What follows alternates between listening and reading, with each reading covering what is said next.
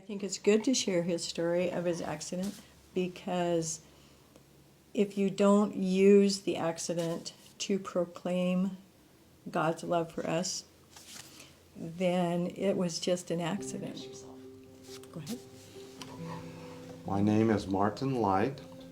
About 14 years ago I had an accident which restricted me a little bit, but I'm still able to enjoy the outdoors.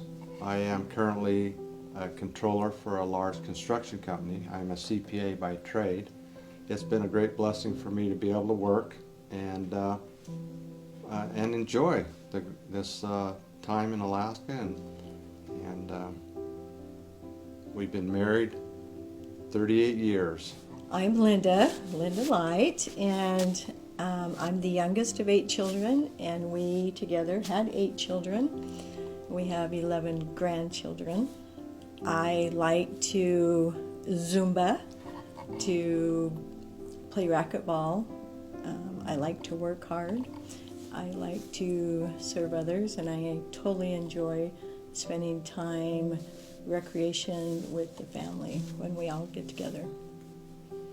When I was out on a mountain biking activity with the young men, and I was a pretty avid mountain biker, but I was just waiting for the youth to catch up and the other leaders.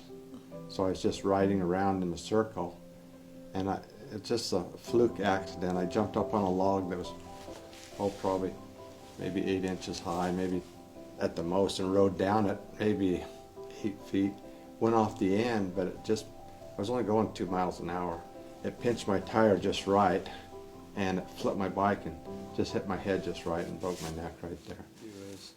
We live in a world that preaches what I call victimology. And if you take the attitude that you're a victim, you always have someone else to blame. You know, we're going to have things go wrong in our lives, but we need to just accept responsibility and move ahead and say, I'm not a victim. It doesn't define me by this. I can do things. I can be productive. I can actually help other people. I can do good in this world, and I'm not a victim. That's a big thing for me. You know, we have to do hard things, and I knew we would probably end up doing some hard things in our life. We have, but it's nice to have a companion that's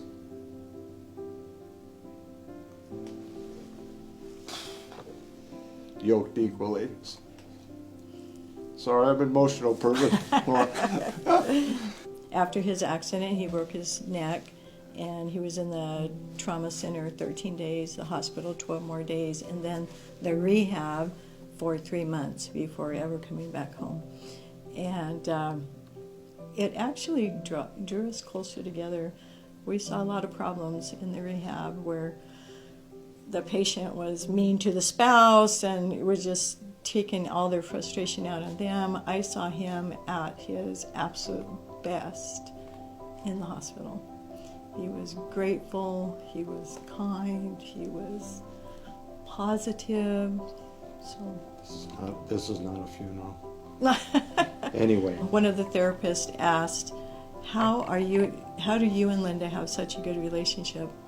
And he said, well, that's simple. He says, you just have to know what the 3 most important words in marriage are and say them often.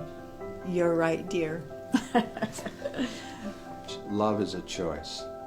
So when we decided to get married, even though we felt like we loved each other, but you really don't know until you've been down the grinder for 30 or 38 years, we made that choice.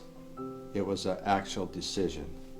We decided that we were going to love each other and be fully committed to each other. So, how's that sound for an analytical person?